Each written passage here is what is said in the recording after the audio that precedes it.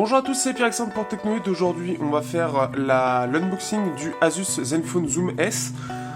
C'est un smartphone qui est un peu sorti, malheureusement un peu en retard, puisqu'il était prévu pour février ou mars, et puis ils ont eu en retard parce qu'ils voulaient revoir par rapport à leur configuration, et voir peut-être pour quelque chose de plus puissant, mais au final, ils n'ont rien changé.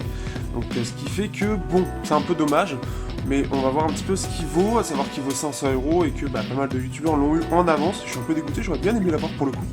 Mais bon, quand je serai plus connu.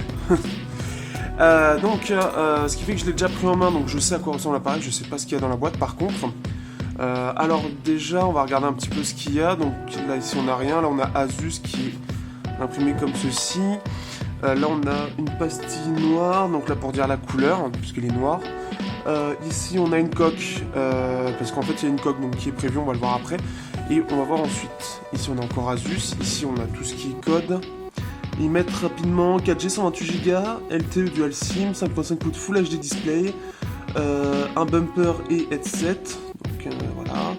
On a un MSM 8953, donc à 125, 13 mégapixels plus 12 et 12 caméras. Et voilà un petit peu pour ces petites choses là. Hop, on va l'ouvrir. Donc voilà un petit peu la bête. On va le sortir. Hop, ici comme ça, on va faire comme ça. Donc celui qui est déjà allumé, il est déjà configuré, vous en doutez bien. La version que j'ai était déjà utilisée, c'est pour ça que je ne me suis pas privé. Et ce qui fait qu'apparemment, alors de ce que je comprends, en fait, la coque est déjà mise. En tout cas, quand je l'ai reçu, c'était déjà mis. Et ce qui fait que ça permet d'avoir une coque déjà de base qui va permettre de protéger le dos de l'appareil. Et qui zoome dessus. Donc voici, et voici donc l'appareil.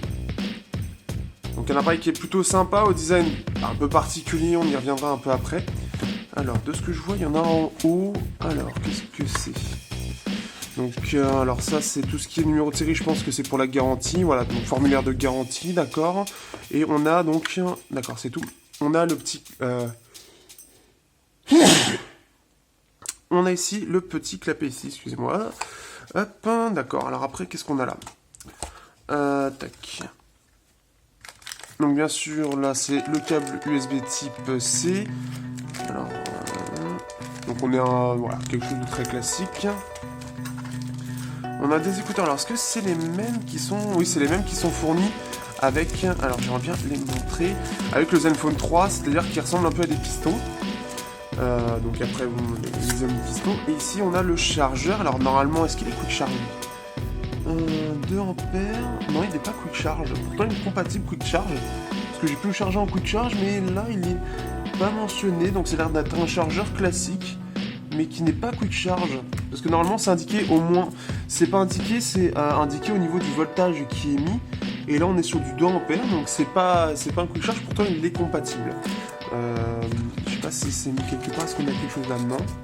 Donc là, c'est un peu dommage. Je pensais justement que là, le chargeur serait quick charge, mais pas du tout. Pourtant, il est bien quick charge au vu de la vitesse que sont rechargés les 5000 mAh, il n'est pas quick charge, donc c'est assez étonnant. On va remettre tout ça bien et on va faire une petite prise en main rapide de l'appareil. Et on va avoir une plus grosse prise en main, bien évidemment, un peu après, comme d'habitude. Donc déjà, un design... Alors, je trouve ça un peu particulier au final, ce design-là. Ça ressort un peu, les capteurs sont gros. C'est très particulier. Bon, après, ça va avec ce système qui fait ce qu'il est censé faire, donc c'est-à-dire un zoom optique 2,3 fois. Sachant qu'on a une batterie de 5000 mAh, il est quand même assez fin pour du 5000. On a quelque chose qui est pas trop gros non plus. Par contre, je viens du Honor 8 Pro qui lui coûte 550 €. La barre ici de plastique, ça fait un peu bas de gamme. On a ce plastique, ce toucher qui est assez doux, mais qui fait pareil. C'est une façon qu'on a en fait au niveau du toucher qu'on retrouve beaucoup plutôt dans le bas milieu de gamme, comme par exemple pour Fox ou même sur la version du Zenfone 3 Max. Donc forcément le toucher n'est pas très premium de base, mais pourtant il est bien fini. Et surtout face au Honor 8 Pro qui lui est unibody, là on est sur quelque chose avec les antennes en haut et en bas qui sont, enfin les parties qui sont en plastique. Ce qui fait que forcément ça fait moins bien. Après il faut savoir qu'il y a toute la partie communication sur l'appareil qui forcément n'est pas la même que celle du Honor 8 Pro.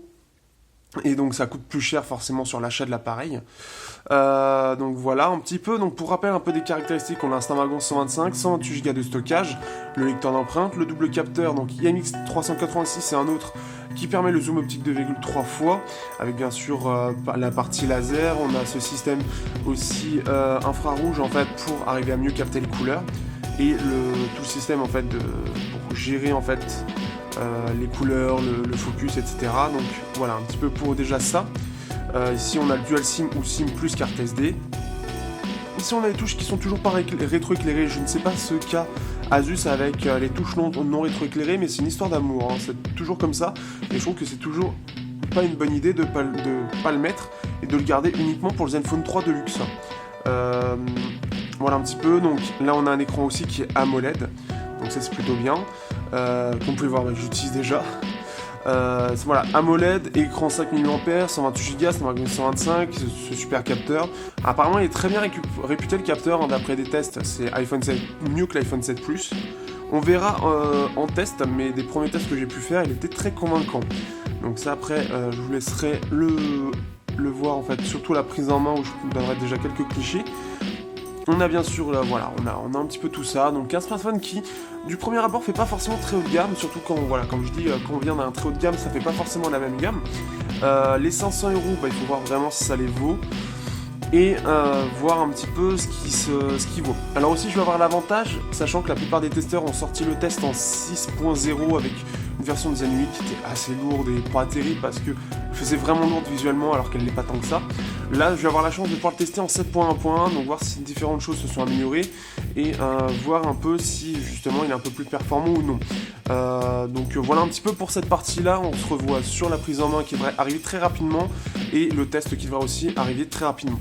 Sur ce, je vous dis à bientôt pour un prochain test, pour le test et puis pour d'autres tests bien évidemment sur Technoid.